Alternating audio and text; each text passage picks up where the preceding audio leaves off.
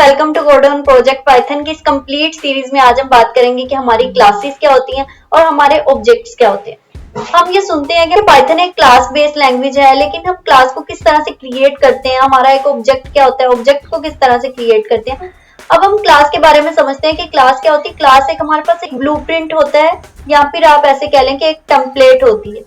For example, अगर हमने किसी एक टीचर के लिए एक फॉर्म बनाना है, उसमें हम फॉर्म में फील्ड्स देते हैं कि नेम और सब्जेक्ट की फील्ड हो और पता चले कि ये टीचर का नेम क्या है और ये कौन सा सब्जेक्ट पढ़ा रही है। तो ये हमारी एक टेम्पलेट होगी और इसमें जो हम नाम ऐड करेंगे टीचर का, उसका सब्जेक्ट ऐड करेंगे, तो ये हमारा होगा ऑब्जेक्ट। जब हम रियल में अपना डेटा उस फॉर्म में ऐड करेंगे तो वो हमारा होगा ऑब्जेक्ट। अब क्लास क्या होती है? एक टेम्पलेट, यानी एक फॉर्म था हमारा जिसमें हमने टीचर का नेम ऐड करना था और उसका सब्जेक्ट ऐड करना था। और जो हमारा ऑब्जेक्ट है, जो हमने उसमें रियल डेटा डाला, वो हमारा होगा ऑब्जेक्ट, जिसमें हमने टीचर का नेम ऐड किया, उसका सब्जेक्ट ऐड किया, तो ये हमारा हो गया ऑब्जेक्ट। अब बेसिकली क्लास को किस तरह से क्रिएट करते हैं, चलते हैं हम अपनी कंप्यूटर स्क्रीन पर और देखते हैं किस तरह से हम क्लास को क्रिएट करते हैं। तो हम अपनी कंप्यूटर स्क्रीन पर आज के मैं बेसिक पाइथन के फोल्डर को VS कोड के साथ ओपन करूंगी। तो ये मेरा VS कोड ओपन हो चुका है। इसमें मैं एक नई फाइल क्रिएट करूंगी। एक नई फाइल का मैं नाम रखती हूँ class.py। मेरे पास एक नई फाइल क्रिएट हो चुकी है। अब सबसे पहले हमने बात की थी कि क्लास हमारे पास क्या है, एक ब्लूप्रिंट है, या हम ये भी कह सकते हैं कि हमारे पास क्लास एक टेम्पलेट है, या फिर हम कह सकते हैं कि क्लास हमारी एक मैप है, एक नक्शा है। तो हम कह सकते हैं क्लास एक कंप्लीट एक फोरम है, जिस तरह से एक सिंपल फोरम है, एक नक्शा है जिसमें हमने अभी कुछ चीजें ऐड करनी है। फॉर एग्जांपल एक कार का अगर हमने एक मैप क्रिएट किया है कि उसमें उसकी स्पीड क्या होगी, उसका कलर कौन सा होगा, तो ये कार का एक मैप था, यानी कि उसका एक नक्शा बना दिया गया है कार का, किस तरह की कार होगी, उसका कलर ये होगा। अब उसमें जब रियल में ये चीजें उसमें ऐड होंगी, रियल में उसके लिए कार वो बनेगी, उस मैप के जरिए से जब वो एक रियल में कार बनेगी तो वो हमारा ऑब्जेक्ट होगा। अब क्लास को हम इस तरह से एग्जांपल इसकी इस तरह से समझ सकते हैं। फॉर एग्जांपल हमने एक फॉर्म बनाया टीचर का, उसमें हमने टीचर का नाम ऐड करना है और उसका सब्जेक्ट ऐड करना है कि वो कौन सा सब्जेक्ट पढ़ा रही है। तो जो हमारा ये फोरम होगा, टीचर का फोरम, ये हमारी एक क्लास होगी, यानी कि ये हमारे पास है जिसमें हम डिफरेंट टीचर्स के नाम ऐड कर सकते हैं और उनके सब्जेक्ट्स ऐड कर सकते हैं। और जब हम रियल में उसमें डेटा ऐड करेंगे वो हमारा होगा ऑब्जेक्ट। अब किस तरह से क्लास क्रिएट करते हैं? सबसे पहले हम कीवर्ड का यूज करते हैं, क्लास कीवर्ड का यूज करेंगे। उसके बाद क्लास का नाम हमने देना है, मैंने इधर कैपिटल T टीचर, ये मैंने क्लास का नाम रख दिया टीचर। अब इसके अंदर एक मैं फंक्शन लिखूंगी, लेकिन फंक्शन लिखते हैं तो हम उस फंक्शन को फंक्शन नहीं कहते, बल्कि हम उस फंक्शन को मेथड कहते हैं। तो मैं इस मेथड का नाम रखूंगी T डेटा, टीचर्स डेटा, यानी कि टीचर्स डेटा। और इसके अंदर मैं दे देती हूँ सेल्फ, एक मुझे पैरामीटर देना पड़ेगा। इसके अंदर मैं एक पैरामीटर दूंगी सेल्फ क्या है, अभी हम इसको डीपली क्लियर करते हैं कि हमारा सेल्फ क्या होता है। उसके बाद मैं इसमें एक नेम डॉट एज नेम दे दिया और एक वेरिएबल मैं इसमें दे देती हूँ सब्जेक्ट का। ये मैंने इसमें दो वेरिएबल्स दे दिए, नेम और सब्जेक्ट का। अब मैं यहाँ पे लिखती हूँ self dot name is equal to name. अब ये सेल्फ क्या है, डॉट लगा के मैंने नेम क्यों लिखा है? ये तो चलो वेरिएबल है, नेम के ऊपर आप इस तरह से क्लिक कर रहे हैं तो ये हमें VS कोड बता रहा है कि ये नेम एक वेरिएबल है, लेकिन हमने सेल्फ स्टार्ट पे क्यों लगाया? सेल्फ डॉट लगाना जरूरी है, ये क्यों हमने लगाया? हम जब भी वेरिएबल क्रिएट करते थे, हमने वेरिएबल क्रिएट करना सीखा तो हमने सिर्फ नेम लिखते थे हम, लेकिन सेल्फ शुरू पे नहीं लिखते थे। अब हम सेल्फ डॉट क्यों लगा रहे हैं? तो सेल्फ डॉट हम इसलिए लगा रहे हैं क्योंकि जो हमारा सेल्फ है ये हमारे ऑब्जेक्ट का रेफरेंस होता है। जब हम सेल्फ डॉट नेम लगाएंगे तो ये ऑब्जेक्ट के अंदर हमारे वेरिएबल को स्टोर करेगा। हमारे ऑब्जेक्ट को पता होगा कि उसके अंदर एक वेरिएबल है नेम का। जब लगा के सेल्फ डॉट नेम लिखेंगे, वेरिएबल का नाम आगे सेल्फ लगा के फिर उसके बाद वेरिएबल का नाम देंगे, तो हमारे ऑब्जेक्ट को पता होगा कि उसके अंदर एक वेरिएबल है जिसका नाम है नेम। अगर हम सिर्फ इसको सेल्फ डॉट नहीं मैं इसके आगे लगाती हूँ और सिर्फ नेम लिख देती हूँ तो तब हमारे ऑब्जेक्ट को नहीं पता होगा कि उसमें कोई वेरिएबल भी है जिसका नाम है।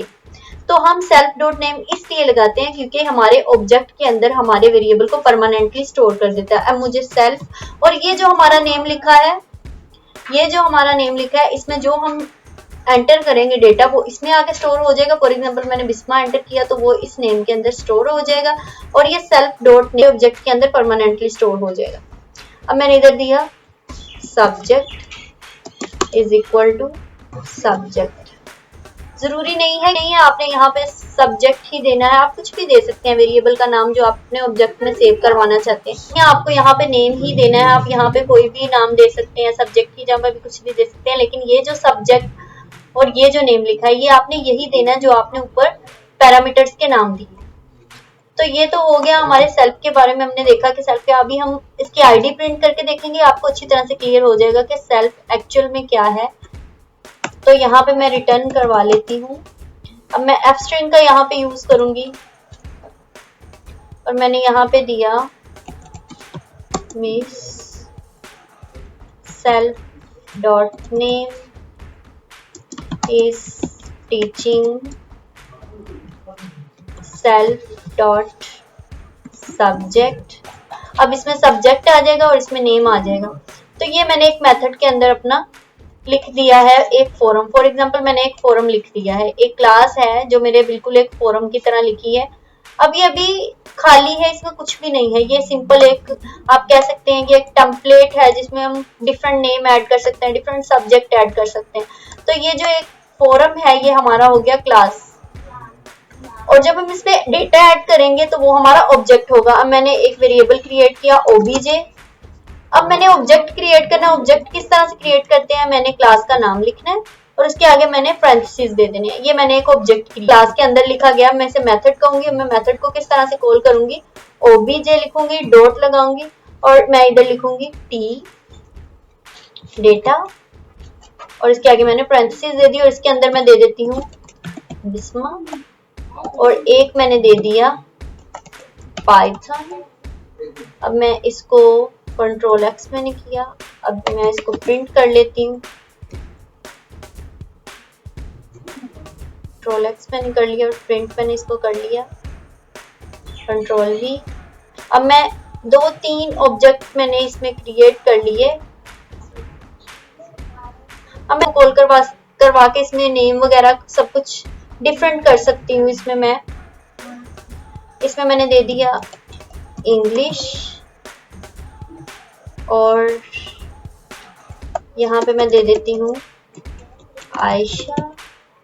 ये मैंने कंट्रोल एस से अब इसको सेव किया। मैं इसको अगर रन करती हूँ तो मेरे पास क्या आएगा, तो मेरे पास आउटपुट प्रिंट किया तो मेरे पास आ रहा है miss Bisma is teaching Python, उसके बाद आ रहा है miss Ayesha is teaching English. तो ये मैंने एक फोरम को फिल करवाया है। तो ये मेरा जो एक मैंने फोरम लिखा था ये मेरा था एक। अब ये मैंने एक ऑब्जेक्ट क्रिएट किया जिसमें मैंने क्लास का नेम दिया, उसके आगे पैरेंथेसिस दी है, मेरा एक ऑब्जेक्ट हो गया और इसके जरिए से मैंने मेथड्स को कॉल। अब अगर मैं यहाँ पे सेल्फ नहीं देती हूँ नेम के आगे, मैंने अभी पहले हम देखते हैं चेक करते हैं इसको, मैंने ओबीजे दिया, इसके आगे मैंने डॉट दिया। अब मेरे पास जो मैंने इसके अंदर डेटा दिया है, फॉर एग्जांपल मैंने एक नेम दिया, वेरिएबल, एक सब्जेक्ट दिया और एक टी डेटा मैंने एक मेथड दिया हुआ है, ये मुझे तीनों शो हो रहे हैं। लेकिन अगर मैं यहाँ से सेल्फ हटा देती हूँ, मैंने यहाँ से सेल्फ हटा दिया, नेम के आगे से मैं सेल्फ हटा देती हूँ, लिखा ओबीजे डॉट, तो अब मेरे पास नेम वेरिएबल नहीं आएगा, टी डेटा आ रहा है और सब्जेक्ट आ रहा है। तो हमें अपने ऑब्जेक्ट में अपना ये नेम वेरिएबल स्टोर करवाने के लिए हम सेल्फ का यूज करते हैं। होप सो आपको समझ आ गई होगी कि हम सेल्फ का यूज क्यों कर रहे हैं। अगर मैं सेल्फ नहीं लगाती हूँ तो मेरे ऑब्जेक्ट को नहीं पता कि उसमें कोई नेम नाम का वेरिएबल भी मौजूद है या नहीं है। तो हम सेल्फ का यूज करते हैं कि ये हमारे ऑब्जेक्ट का रेफरेंस होता है, जो कि हमारे ऑब्जेक्ट को ये बता रहा होता है कि आपके ऑब्जेक्ट के अंदर ये चीज भी सेव करनी है, नेम भी सेव करना है और सब्जेक्ट भी सेव करना है। अब हम देखते हैं कि हमारे ऑब्जेक्ट की आईडी क्या है और हमारे सेल्फ की आईडी क्या है। ID OBJ control S. अब मैं यहाँ पे जाके सेल्फ की आईडी भी प्रिंट करवा लेती हूँ, प्रिंट आईडी सेल्फ। अब मैं सेल्फ की आईडी भी प्रिंट करवाऊंगी और ऑब्जेक्ट की आईडी भी मैंने प्रिंट करवा दी, तो मेरे पास दोनों की आईडी सेम आएगी क्योंकि मेरे ऑब्जेक्ट का रेफरेंस है मेरा सेल्फ। सेल्फ जो है मेरे ऑब्जेक्ट का रेफरेंस है, इसलिए इन दोनों की आईडी सेम है। ये देखें 656, ये मेरे ऑब्जेक्ट की आईडी भी सेम है और मेरे सेल्फ की आईडी भी, दोनों की आईडी सेम है। तो ये इसलिए क्योंकि जो हमारा सेल्फ है वो हमारे ऑब्जेक्ट का रेफरेंस है। होप सो आप समझ आ गई होगी हमारा ऑब्जेक्ट क्या होता है, क्लास क्या होती है और सेल्फ क्या होता है। आज की वीडियो में हमने देखा कि हमारी क्लासेस क्या होती हैं, हमारे ऑब्जेक्ट क्या होते हैं, हम किस तरह से क्लास को क्रिएट करते हैं, इसके मेथड्स क्या होते हैं, हम इसके अंदर फंक्शन जो लिखते हैं वो हमारा मेथड होता है, हम मेथड को किस तरह से कॉल करते हैं। उसके अलावा हमारा सेल्फ क्या होता है, हम इसे किस तरह से यूज करते हैं, सेल्फ का यूज हम क्यों करते हैं, ये सारे कॉन्सेप्ट हमने इस वीडियो में क्लियर किए। होप सो आपको वीडियो अच्छी लगी होगी। अगर आपको वीडियो अच्छी लगे तो लाइक करें, सब्सक्राइब करें और बेल आइकन को प्रेस करें ताकि नई आने वाली वीडियोस के नोटिफिकेशन आपको मिल सके। तो मिलते हैं हम अपनी नई वीडियो के साथ, नए कॉन्सेप्ट के साथ। तब तक के लिए अल्लाह हाफिज।